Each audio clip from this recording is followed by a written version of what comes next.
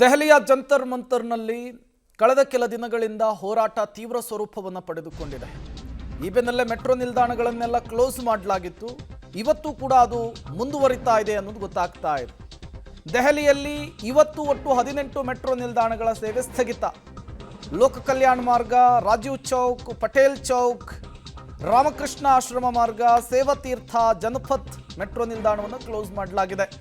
ಮಂಡಿ ಹೌಸು, ದೆಹಲಿ ಗೇಟು, ಇಂದ್ರಪ್ರಸ್ಥ ಮೆಟ್ರೋ ನಿಲ್ದಾಣವೂ ಕೂಡ ಇವತ್ತು ಬಂದ್ ಆಗಿರುತ್ತೆ.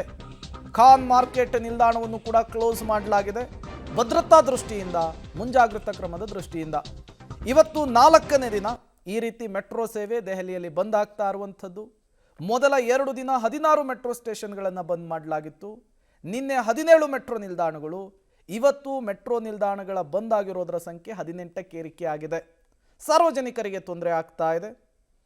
ಇದರ ಎಫೆಕ್ಟು, ಇದು ಹೋರಾಟದ ಎಫೆಕ್ಟು ಈಗ ಮೆಟ್ರೋ ಪ್ರಯಾಣಿಕರಿಗೂ ಕೂಡ ತಟ್ತಾ ಇರುವಂಥದ್ದು.